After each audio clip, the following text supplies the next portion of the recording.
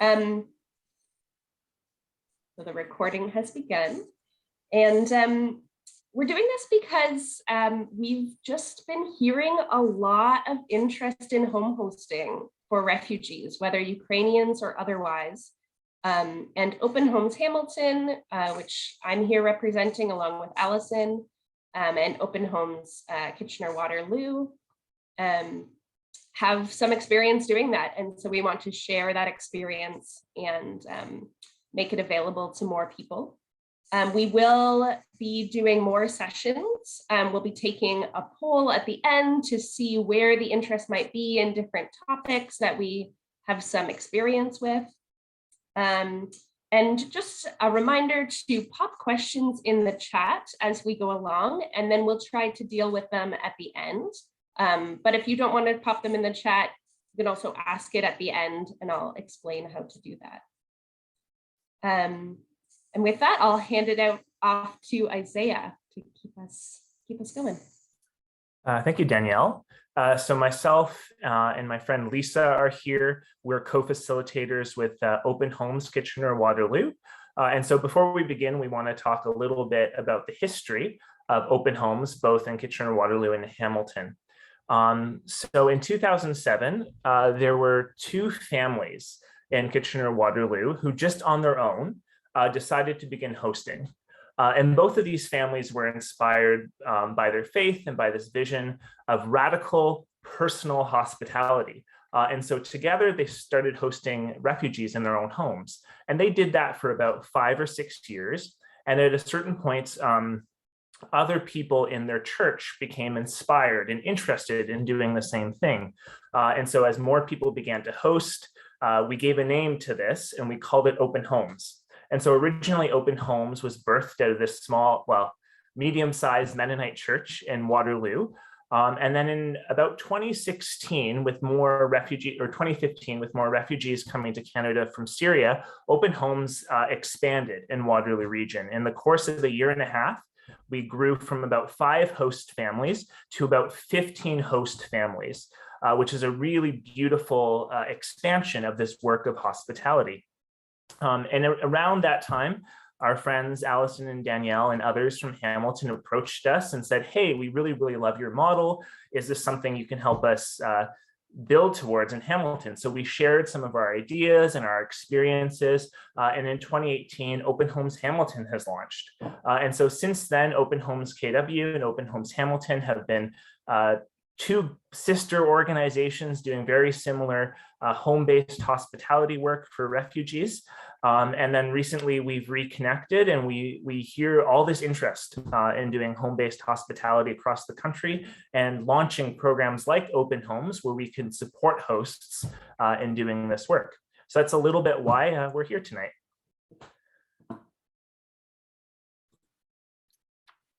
And so before we jump into some of the specifics of home hosting, we thought it would be good to just kind of review the different ways that refugees actually get to Canada. So I made a little graphic just to help give you a visual of the different streams. And just a quick reminder that when we say refugees, we're talking about people who have fled war or violence, conflict, or persecution, and they've crossed an international border and are seeking safety in another country. So just basically, there's kind of these different groups. Sponsored refugees, they're all either sponsored by the government, sponsored by private citizens, or a combination of those, a half and half. That's the first group. And they come, they've done all their processing and paperwork, everything happens overseas. So when they arrive in Canada, they're already permanent residents and they have financial and settlement support in place for their first year in Canada. And then the second group are refugee claimants. And so they flee their homes for the exact same reasons, but as sponsored refugees, but they find their own way to Canada and then they make a refugee claim once they get here. And so those 3 different categories are really just where they make that claim. And then once they're here, they go through this long process of waiting for a determination of whether they're have permission to stay in Canada. And now we have this brand new pathway that is something completely new. So people who are fleeing the war in Ukraine are coming not through any of the established refugee streams. And most of them are coming under this Canada-Ukraine authorization for emergency travel, the CUAET program. And so they've been given temporary visas to stay here for 3 years, and also have various supports and resources available to them. Varies from province to province and is continually changing. So that's kind of the different ways that people get here.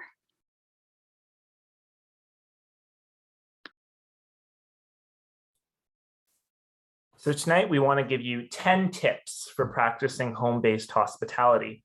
And we want to start with the first rule about hospitality, that there are limits. When people first want to host, or even just want to help more generally, they often risk doing too much and going beyond their limits. In helping too much, they can hurt both themselves and those they are trying to help. As folks who've worked with hosts for a few years, we know that this is a common experience. Once people cross the threshold and are willing to welcome someone into their homes and into their lives, they can often offer too much. And then they hit limits. They tire themselves out or even burn out. Even worse, they can violate boundaries with guests in a way that is unhelpful at best and counterproductive at worst. So as we begin tonight, we want to tell everyone, it's not your job to fix everything. I'm going to repeat that.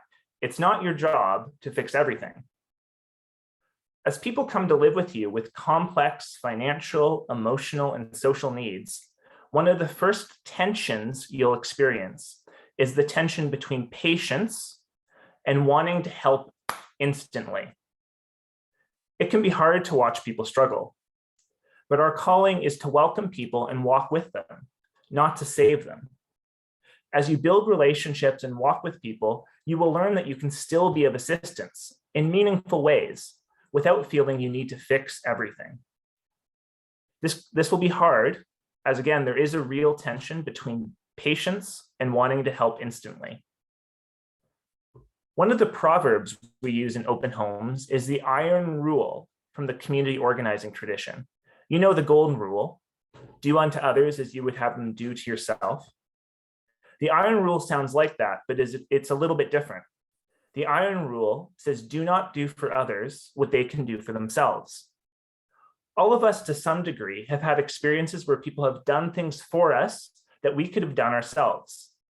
This can feel frustrating, undignified, disempowering. So as we walk with people, we learn that part of that means not doing things for them that they can do themselves. In this way, we treat them as equals. That's important. And we don't take away their agency or their power. Open Homes Kitchener-Waterloo and Open Homes Hamilton have slightly different models. In Open Homes Kitchener-Waterloo, we are very clear on what the role of our hosts is: housing and friendship. As hosts, we don't provide settlement services, medical aid, or mental health counseling. We are here simply for housing and friendship. We know that in keeping to these roles and not trying to be all things, we end up being able to host better longer term. Finally, a key practice we use is always asking, who else is helping you? We know that there are often networks of support and friendship already in existence, and knowing that the answer to this question helps us draw a line once again between doing and doing too much. After all, burnout isn't the goal. Sustainable hospitality is the goal. And one other thing I'll quickly mention, I'll go over my 3 minutes slightly, is that within open homes, we have rhythms and seasons of hospitality. People host for a season, perhaps 4 to 6 months, and then they take a break for a couple months, and then they host again. So sometimes you'll have a host family who hosts twice a year, sometimes even 3 times a year, but always we have breaks in between hosting. And we find this way people can host long-term because this respects the limits of hospitality. Passing the torch on now to Danielle.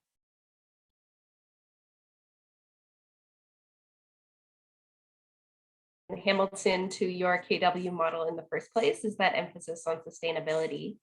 And another piece of that is building connections. Again, you don't have to be all things to your guests. In fact, it's unhealthy to do so. And so we really focus on building a network of people around hosts to support them in home hosting. And Isaiah is going to talk a little bit about the circle model, but before he does, I'll share a bit more about that.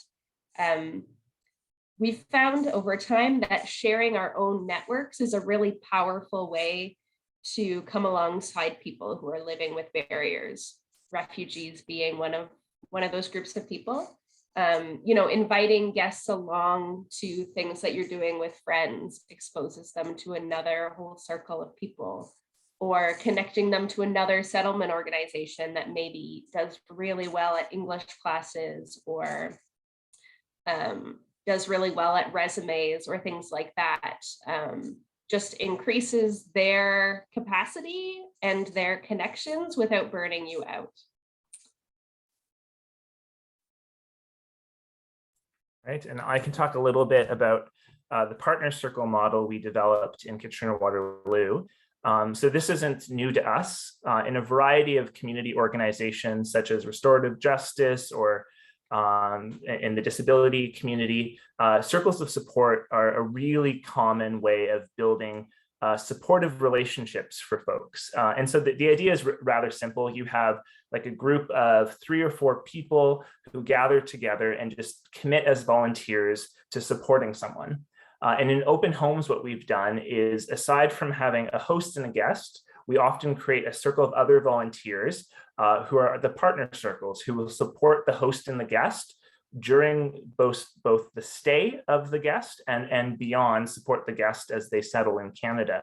And so we find that this is a way to relieve some of the burden of the host, so the host doesn't feel overwhelmed with even like small things like, driving someone to an appointment or helping them with some form or something like that. And so they have this wider community of support, and the guests as well have more people in Canada that they can connect to, build relationship with, and that kind of thing. And that's kind of Partner Circle 101. The whole idea is creating a network of friendship and support by just gathering 4 people to commit to walking with a host and a guest during the hospitality stay.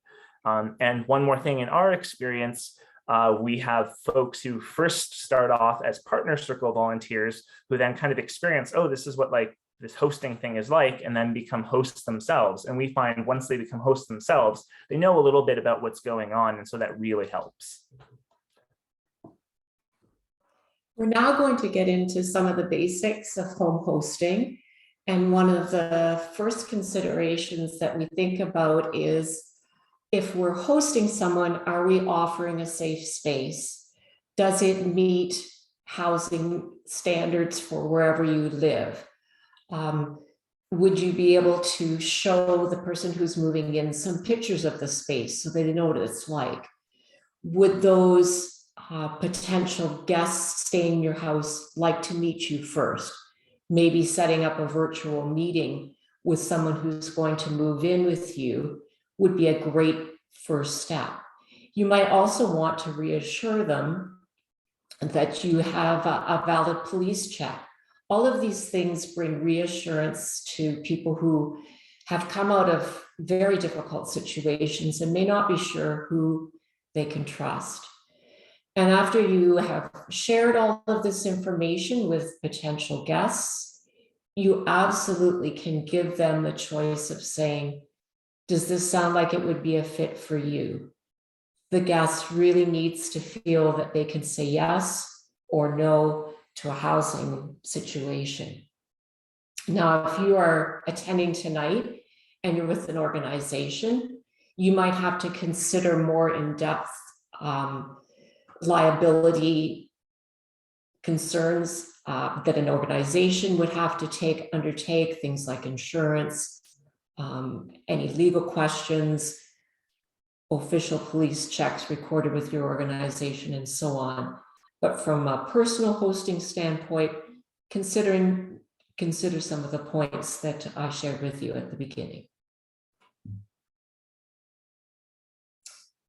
We are now going to meet some hosts. So a young couple, Jake and Leah Graham. Jake and Leah have hosted since 2019. They've had 3 different experiences in that time. And Leah and Jake are very quick to tell us that they are growing in this experience. And so we are going to hear a little bit about what that looks like to grow in that experience. What questions should we be asking ourselves? So Leah and Jake, first of all, what motivated you to host? Thanks, Lisa. So as you've mentioned, we started hosting back in 2019. And what motivated us was we have a spare bedroom in our house, and we felt as though we were able to use that space to benefit other people. Personally, for myself, I have traveled to other countries on missions trips, including Rwanda, Thailand, and Ecuador. And through that, I wanted to be able to help other people within our own neighborhoods and community without having to fly halfway across the world for that.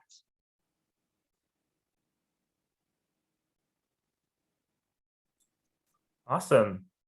So going from big question motivation to something more concrete, when setting boundaries for your home, what areas come to mind? So we talked about limits of hospitality and the importance of boundaries. What kind of house rules and timelines of stay would you talk about? Yeah, so we've found that each experience has been quite different from the last one. And so we're always finding that we have to adjust our rules and our boundaries. Initially, we'll set a preliminary timeline for how long the guest will be able to stay with us and make them aware of that in the beginning. It's usually in the range of 2 to 4 months. And but if things are going well, we always, kind of entertain the possibility of extending their stay. And just since each guest is a different and unique circumstance, we spend the first little bit with our guests to determine sort of what rules we need to outline with them. The reason why we do this is just that, each person is different. All of their needs can be different. And going with that, timeline, it gives them a limit. And so then it stops them from becoming too comfortable with us and relying on us for help, motivates them to get involved in the community and starting to make their own life here. And so having that boundary and time limit in place is very important for them. When it comes to setting rules, we've made a list of house rules. We kind of went through our house kind of room by room and said, what are specific rules that would apply to this room? And those get adjusted based on the guest, just how they behave and things like that. We also set up time limits for certain rooms if they're shared spaces, quiet times or times that we want to use a room. It's something that we would set out when we first meet them. Jake and Leah, I've always been impressed with how you've worked through that, and I know about your various iterations, and you've learned a lot about flexibility. Were there some challenges that you faced? Do you have any stories that you can share with us that would help us understand how you dealt with those challenges? I would say that the biggest challenge we have faced while setting boundaries is assuming that our guest understands the rules. As we all know, that assumptions don't always work out. Like we've said, one list of rules may differ for one guest to another. And sometimes we might actually have to write a whole new list depending on who's staying with us. Just because we've also learned, just because a rule is written down on a page may not necessarily mean that the rule is understood and followed, all depending on the person and the culture that they're coming from. So what we have learned, I'd say the hard way, the first time we had the couple stay with us, we had a rather small list of rules. And then someone else stayed with us and we found that we had to keep adding to our list of rules. And for our third time hosting, we figured like, you know what, maybe we don't have to show as many lists of rules and we're just kind of going to kind of like let it fly. And we're kind of going to see kind of what we have to apply. And we found that by not going over our rules kind of line by line and item by item, our guests don't always understand what we're asking for them. So even though it seems very tedious, and even in our culture too, of just having to like, here's our list of rules, we're going to go over line by line, isn't a very normal thing of how you typically meet someone. But it's understood from both parties that there are rules, and it is important that both of us are all on the same page. Another challenge I have found is having like the small little things. If you just kind of let them go on for too long without addressing them, it can create a challenge in the future. So even what I have personally found is when that little voice comes up of like, oh, I didn't really like that. So something as small as if someone doesn't clean up after themselves after a meal, the first time I'll say, oh, you know, it's fine. But then if it's like the 15th time or 16th time, and it's still kind of bothering me that, oh, they really aren't cleaning up after themselves, but I don't say anything to them, it's kind of more my fault. I need to address it with them, even though it can be challenging. Because the longer that things go on, I find the harder a habit is to change. All of our guests, though, we have found are very receptive to our rules. Immediately, they always say that they don't want to cross any boundaries, they don't want to get in the way of us. So they're actually very eager to know what the rules are. And even when we address a specific issue with them, we have found that they've always implemented that change right away. Personally, for us, we aren't people who really enjoy confrontation. And we have found it difficult to kind of bring a specific issue forward. But we've always found that it's been receptive right away. But yes, a few other small rules that we've kind of learned too.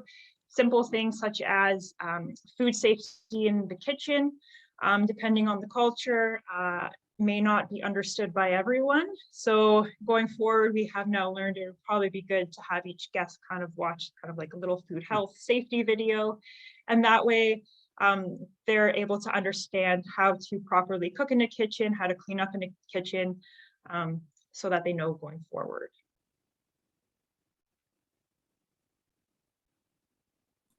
So you've talked a little bit about house rules and those types of boundaries.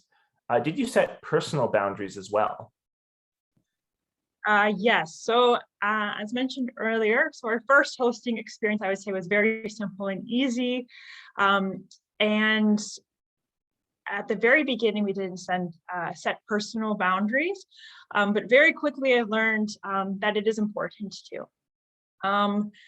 We feel, as we continue to host and more challenges presented themselves depending on who stayed with us, it allowed me to analyze kind of my own boundaries and comfort levels with our guests. There has been one instance where my own personal boundaries were pushed and tested, but I didn't address this right away at the very beginning, which actually led to conflict later on. So looking back, I know I should have mentioned something at the very beginning about my own boundaries. So going forward, I have learned to be aware of my own personal boundaries. And the biggest one for me, I have learned, is just the expectation of how to be treated in my own home. I know that this varies from person to person and culture to culture. So included in the house rules, I have listed my own personal boundaries as to my expectations of how I would like to be treated. This may seem like a very awkward thing to do, to verbally let someone know, like, these are my expectations, this is how I would like you to treat me in my house. But I have learned, depending on the culture, not everyone is aware of Canadian norms and how males and females are treated, how people are treated in a Canadian culture. We also found that it's very easy to get attached to our house guest, and rightfully so. As they continue to live with you, they almost become a part of your family. So we have found that we really enjoy our guests, but the hosting experience is for a short term, and therefore we try not to overly accommodate our guests by making their lives easy.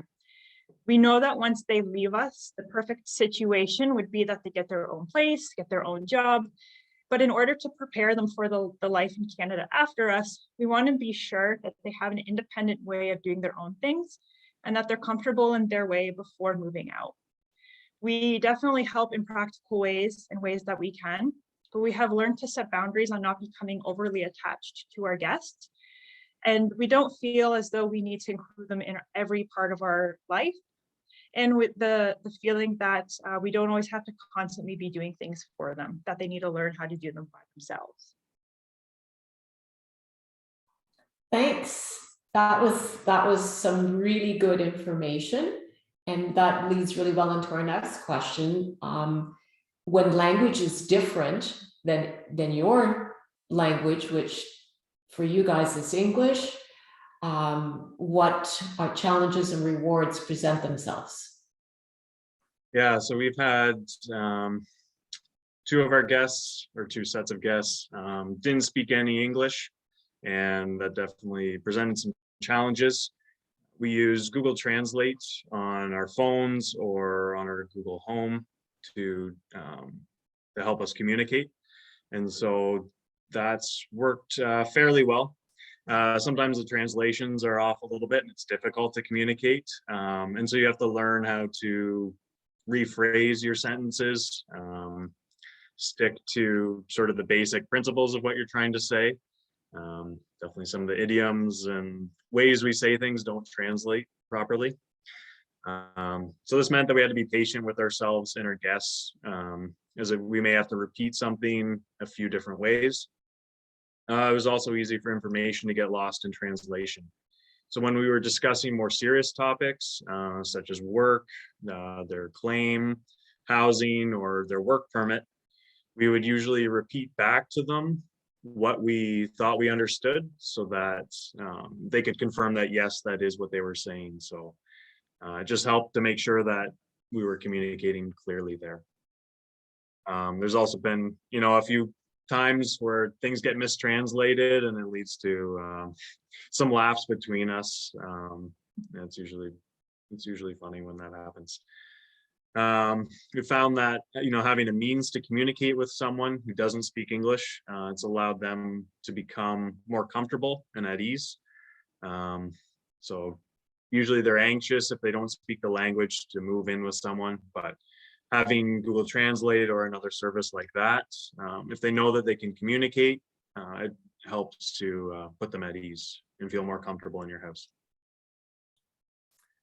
Well, thank you, Jake and Leah. We really appreciate your thoughtfulness around setting expectations and finding a way to host that also respects your limitations and your space. You talked about transitioning to long-term housing, and right now I'd like to invite Allison to come share about what does that look like to think about long-term housing for our guests. Yeah, thanks, Jake and Leah. That was really helpful. Yeah, it's another one of the items on that top 10 list is thinking about long-term housing from the beginning. When we first started Open Homes Hamilton, we kind of wanted to, give guests time to settle in, to catch their breath before we would start having those conversations. But the harsh realities of our housing market have changed that. So finding safe, affordable rental housing is incredibly difficult, if you haven't noticed or aren't aware. But we've learned that it takes a very long time to help people find a place to move on to. And so it really is best to start having those conversations right from the beginning. There's a lot of barriers for newly arrived refugees in their housing search. A couple of the big ones, financial barriers. the average cost to rent a 1-bedroom apartment in our city of Hamilton is $1,450 a month. And it's more in Toronto. And if you're in Vancouver, it's a whopping $2,200 a month. So there's that. And the shortage of housing stock means that landlords can be picky about who they choose to rent to. So often they don't choose the person who has no credit history or no employment history in Canada, or who has a different accent or a different color of skin than them, or doesn't speak fluent English. So there's big barriers, and it's not only time consuming, it's also a bit of a emotional roller coaster, I would say, as people have to come to terms with adjusting their expectations and their priorities in that process.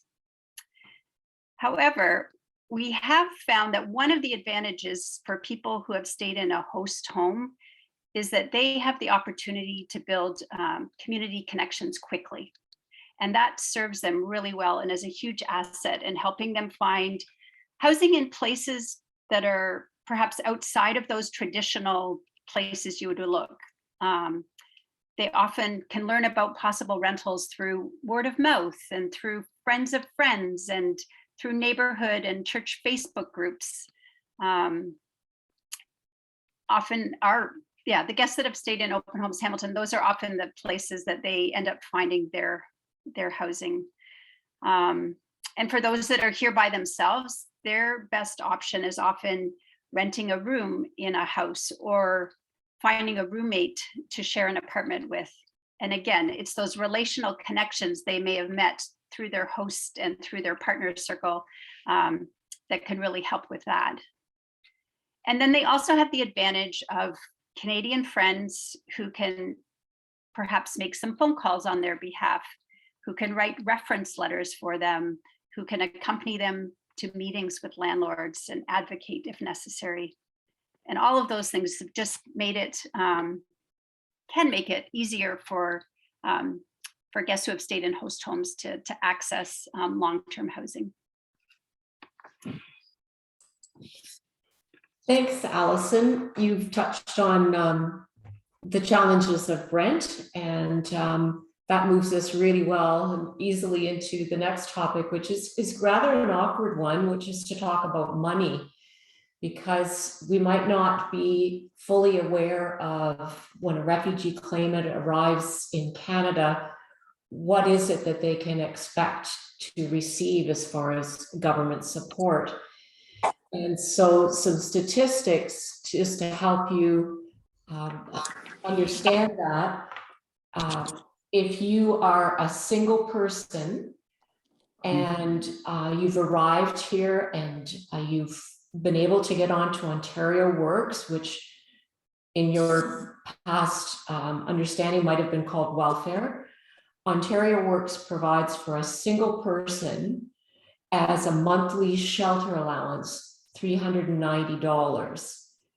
Allison mentioned the cost of a 1-bedroom apartment in the Hamilton area. So you can see that there's a shortfall of over $400 in what they're receiving for shelter allowance. Let's take another example. A family of 4 with including 2 dependent children. So 2 parents, 2 dependent children under the ages of 17. The food basket in KW would be about $875 a month to feed your family in a healthy way. And a family of 4 would receive only $494. So again, there's quite a shortfall in what a family has, and just challenges in actually meeting the cost of food and basic medical and clothing and things like that they will need. So I'm thinking already about our circles of support and how those folks can step in and assist. But it's important as a host, just for you to know the difficulty, the challenge financially for someone who has just arrived. And as they come to live in your home, it might be challenging for them to watch how you live. And so there's quite a lot to think about money. And it's always an awkward topic, but it's really something that you want to be informed about, so that you're not feeling again that you have to do more than you can, and that you just work towards having some support systems in this area.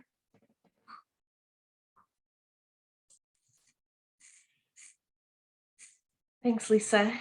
It's hard to talk about money in part because of cultural differences around money. And that's what we're going to transition into now, is talking just a little bit, just scratching the surface barely about cultural competence. And I'm going to welcome Madeline Verhavsek, who's one of our Open Homes hosts, to share a little bit. We've already mentioned food safety in the kitchen, which is actually a very culturally determined thing. Madeline, you've hosted Colombian families a couple of times.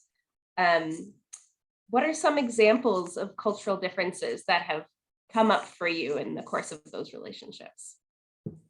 Yeah, thanks, Danielle, and hi, everybody. So yeah, we've had the opportunity, interesting the way it's clustered. We've hosted 4 times, twice with families from Colombia, and then 2 other times hosting individuals who were here from Liberia. And so it's hard to know, I would say, not knowing the cultures from myself having been immersed in them. Sometimes it's hard to know what are just personality differences and different styles.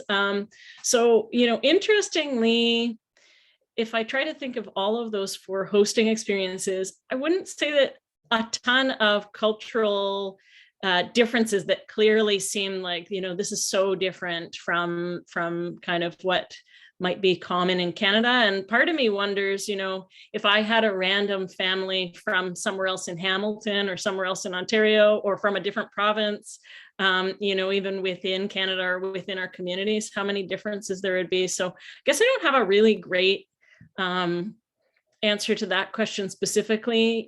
Some of the obvious ones come again as it relates to food and different styles of cooking, maybe even times of cooking and eating, where there might be cooking smells coming at 10 or 11 at night, and when we wouldn't maybe necessarily be thinking to have the kitchen be a hub at that time of the night.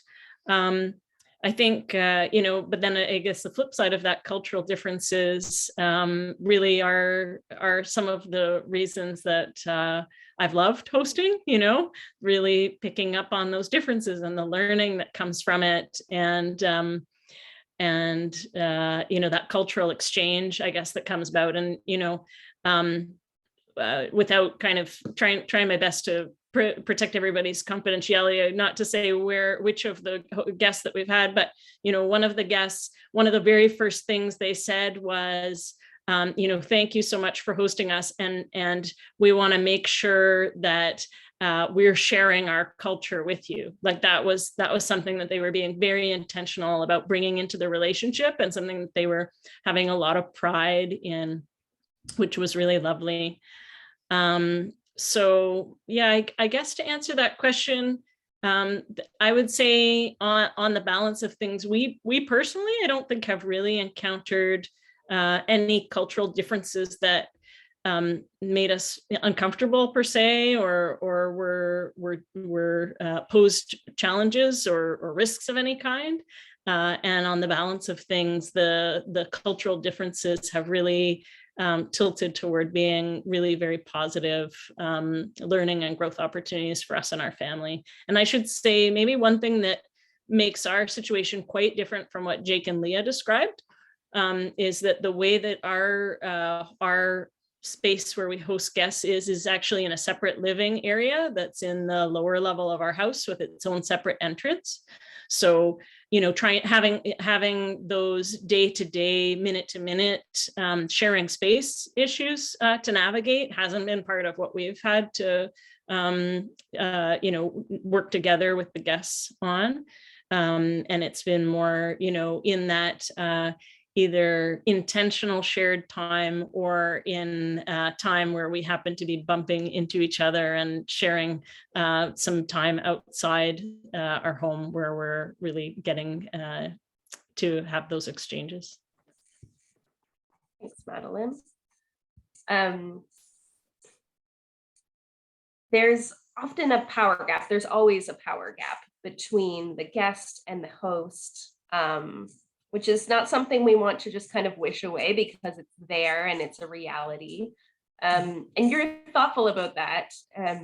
How has it looked for you and your family to lean into that mutuality with guests, that kind of aiming for a give and take kind of relationship? Mm-hmm. Yeah, and that part that you added there about me and my family, because I think for me, what it's looked like and felt like has probably been different than it has been for each member of my family. So it's me, my husband, and then we have 3 kids who are 13, 10, and 8. And so what that hosting experience has looked like for them has been different depending on who the guests are and how old they are and how they relate, say, to the kids or relate to each one of us. And so we've had different experiences there. I would say overall, I approach the opportunity to host with a lot of humility. And each time I meet our guests for the first time, I'm very intentional about not encroaching on their privacy of what their circumstances are, unless they bring it with me. But, I can only imagine what things must be like for them and what, being displaced from their home country, usually against their will or against their original plans, And so I think having that always in the back of my own personal mind as I'm interacting with people, it allows me the opportunity to give them more grace, if there are minor conflicts or differences, or, if there's noise late at night or something, it's just, that sense that, really have to reevaluate how big a deal is this to me, and say a family of 4 crammed into a small space in the lower level of our house, there's going to be then I think reflect, what if my family was crammed into a small space in the lower level of someone's house? We would be really noisy, actually way noisier than any of our guests have ever been with my kids. So I think that's where probably just the humility is at the base of thinking about those power imbalances. And then that's always in tension with those boundaries as well, because wanting to be as helpful as possible, little things like, can we print up some documents for them? Or can we, is there some item that they need that they can't get, things like snow pants or a cart for the grocery store, those kinds of things, and trying to be helpful as much as possible as a way of kind of having a humble servant mindset, but then really needing to balance that off with realizing that all of those things that you said before, making sure that people do for themselves what they can. So I guess that's probably just this scratches the surface of some of the ways in which I think about that, Danielle. Thank you, Madeline. And you're right. It's all tension. It's all holding different polarities together at the same time, right? Mm-hmm. So, I really appreciate what you shared with us. Thank you. Yeah, I'll hand it off to Allison to talk about our last couple best practices. Yeah, just picking up on one of the things Madeline shared was this idea that none of these guests are chosen to come here, that they've all left hard situations and experienced hard situations on their journey here. And so just a reminder that you can expect that your guests have experienced some degree of trauma on their journey. It could have been things that happened to them back in their home country, things they experienced along the way, and even things that happened once they got to Canada. So just kind of, keeping that in mind, and also being aware that they're also very worried about friends and family back home, as well as carrying many questions about their own future. So just things like being aware of some common responses to stress and trauma can be helpful to learn about. However, remembering that as host, you are not their psychotherapist, and that we need to perhaps be aware of and learn about resources in our community in terms of culturally sensitive counseling or mental health resources, and sharing those with guests, and offering to help them access those should they be interested in that. It's important, I think, to just say never to ask people details about what they have experienced. That is their story to tell when and if they choose to. For many, when you're first meeting them, it's too soon and too painful to talk about. So if at some point they choose to share some of their story with you, please listen well and be ready to listen. This whole area of trauma-informed support is something we hope to explore in one of our further webinars down the road, if that's of interest. Another question that comes up a lot when we're talking about home hosting is this issue of insurance, which Lisa mentioned earlier, but just to say it will look different depending on whether you're affiliated with an official umbrella organization or whether you're kind of doing this on your own or as part of a grassroots initiative. If you are connected with a formal organization, they will likely have some overarching insurance in place that will cover you. So for Open Homes Hamilton, we're affiliated with an organization called International Association for Refugees. And so we're covered under their organizational insurance. But as home hosts, you should let your home insurance company know that you have additional people staying in your home.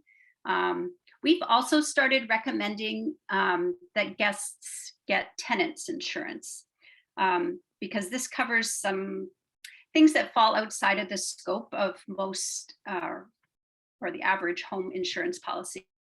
It's typically around $25 to $30 a month.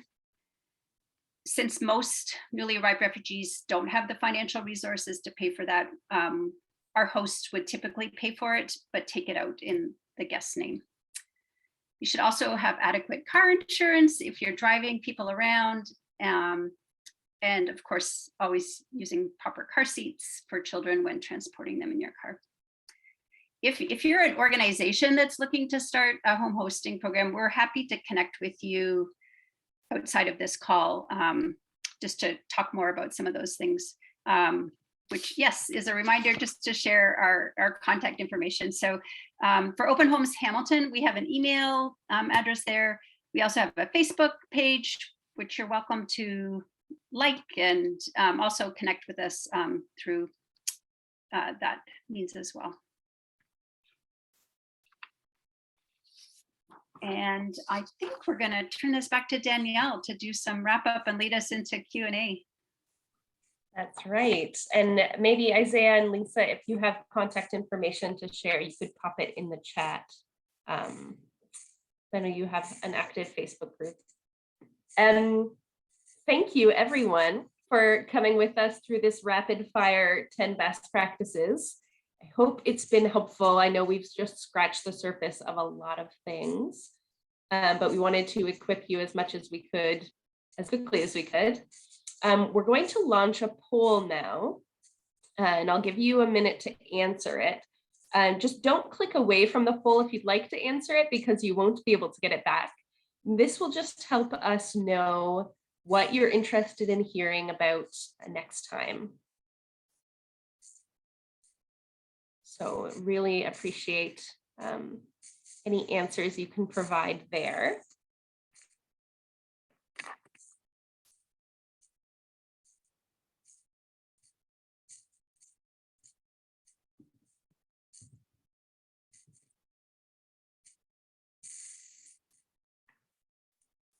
Because this will be a series of webinars, and we want to choose our topics based on what you're interested in.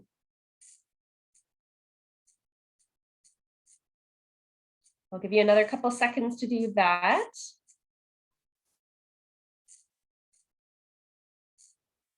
And then we're going to move into our question period. There have been some that have been dropped in the chat during the time. So we will return to those. And if you have a question, feel free to drop it in the chat. You can also raise your hand. There's a little reactions button at the bottom of your screen, and there's a raise hand in that. I'm going to go first to Esther's question, and I'll shoot it to Allison, if you don't mind, Allison. Esther asked, who defines the timelines? Is that a host job? Is that the organization's job? If there is an organization? Yeah, I think that is the key, that last thing. I think it depends. If you're doing this in relationship with an organization, usually they would have a time frame in mind. For us, it's typically, 4 months is kind of the time frame that we're currently working with.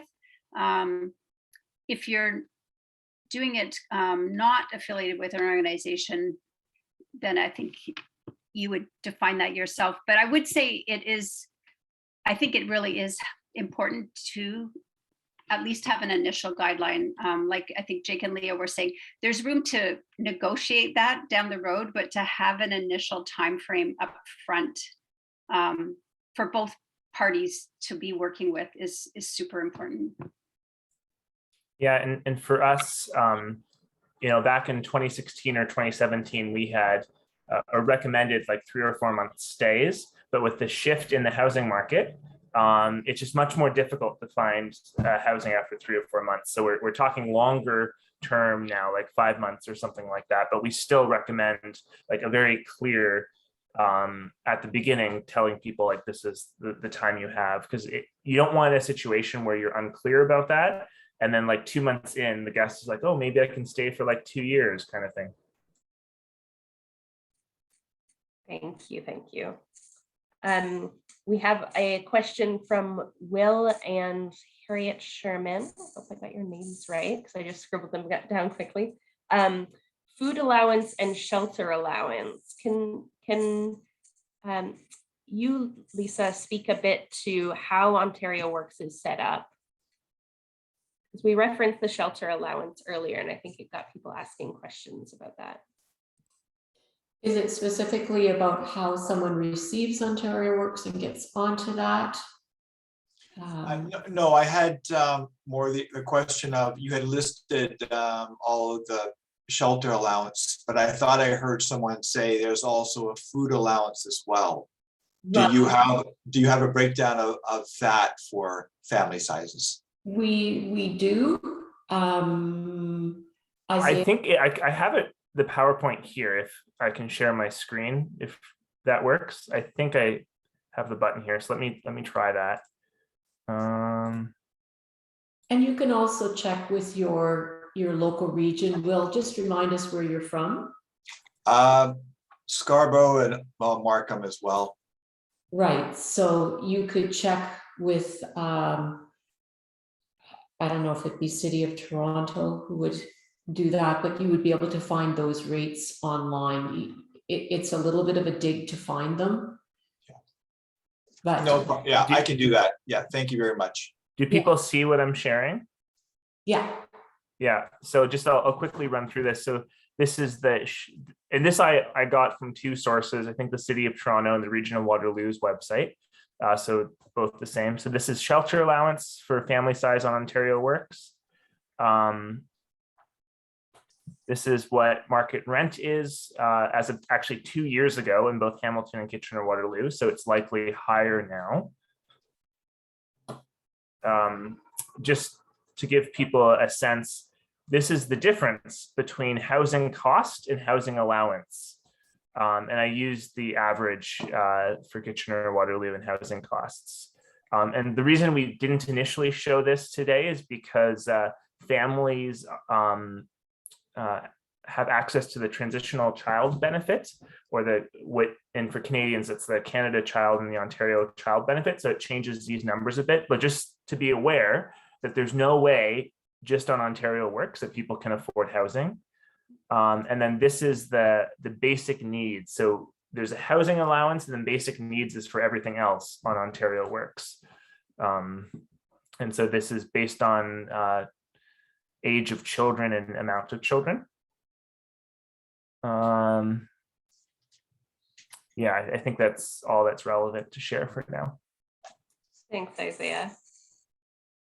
We have a number of other questions coming in. Kim asks, if people don't have a place to move to, what happens when their time is up? Allison, do you want to handle that one? I know it's an easy one. It's such a hard question, which is why we say start talking about it, and not just talking about it, but like actively looking, because it really can require some creative, having some creativity. It might involve a personal connection that is willing to offer a place at a less than market value because they want to help. It can involve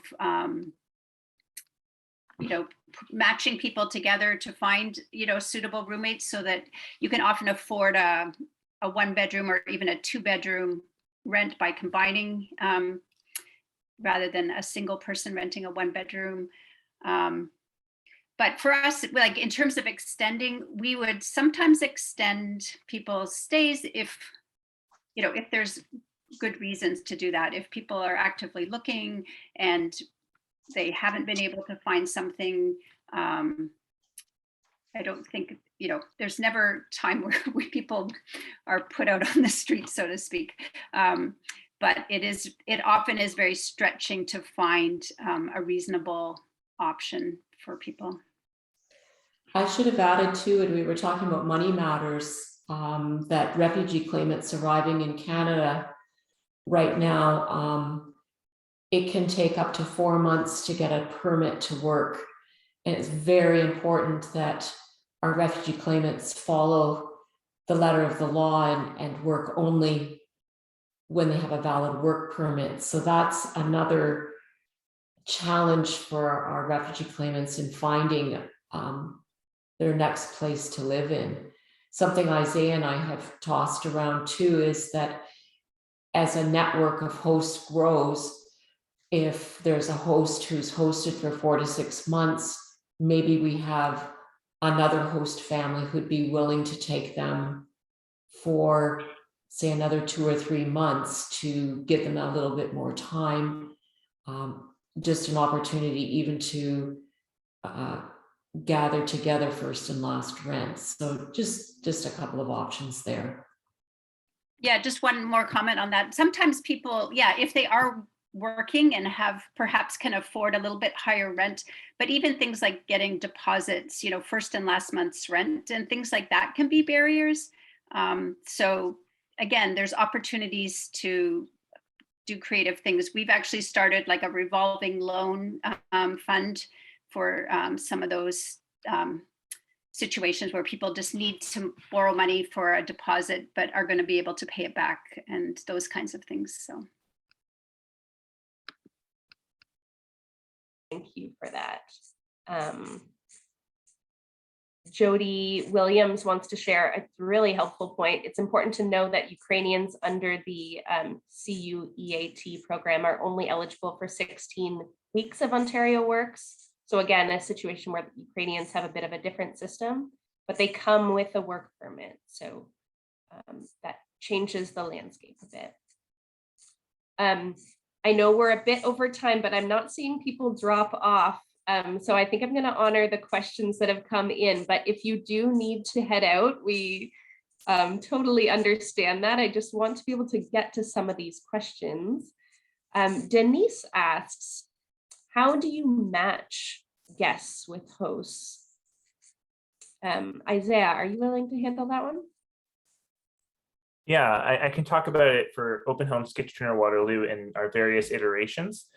So when we first began, like 2015 to about 2019, primarily we were working with a partner organization in Kitchener-Waterloo that works with refugee claimants, and they would know of people who would need housing, and they would call us, and then we would match the guest based on hosting availability. So we would keep track of hosts, like who's currently hosting, who's resting, and who's available. And so once we know that people are available, Lisa or I would call them up saying, hey, we've heard that there's like a Colombian family of 3 or something like that who needs housing. Like, is this something you'd be open to? And they'd be like, okay, let me think about it. They'd usually get back to us in half an hour and say, yes, we're available. And then we would have a meeting between, we would be there, the host would be there, the guest would be there, and their worker from the settlement agency. And we would just chat about what the hosting situation would be like, give some of these expectations in terms of timeline, that kind of thing. So that's how it was. The last few times in the last year or so, Lisa and I, over a number of years, have built a lot of relationships with different cultural communities in Kitchener-Waterloo, the Eritrean community, the Colombian community, the Iranian community, and through community connections, we sometimes will hear of people who need housing. And so sort of informally through those relationship networks, we connect people, guests in need of housing, to hosts who are available. So that's what it looks like in KW. Thanks, Isaiah. It's more or less the same in Hamilton, except we're the organization that does the matching. We're the ones doing the referring. And we try to, honor, we try to match well, gender and language where we can, but there's some guesswork involved and some prayer involved for sure in finding a good match. And sometimes they are just, people become friends for life, and sometimes it's a few months and then it's over and they don't contact each other again, and that is all good. I'm just going to wrap us up. There were a couple last questions that I think I'll just handle because they're a bit straightforward. Diana in Grimsby asks whether being in Grimsby is a issue for hosting. If you're asking about Open Homes Hamilton, Diana, the important thing is that people be on a bus line, because that helps connect guests to the resources that they're trying to access. So that's one of our key considerations for host homes. And Esther asked about financial supports for refugees in Quebec. There absolutely are financial supports there. They are a bit different, province to province. And granted, the Ukrainians would be a slightly different situation, but there are some support systems. So thank you so much, everybody, for participating so fully in this rapid fire best practices. Thank you to Isaiah and Lisa for getting Open Homes started years ago and sharing your model and sharing your wisdom today. Just want to remind everybody that there will be future webinars based in part on your feedback today. So keep an eye open for those emails. And just want to mention especially that people who have been hosted, guests, will be featured in upcoming webinars as well. So look forward to that. Again, thank you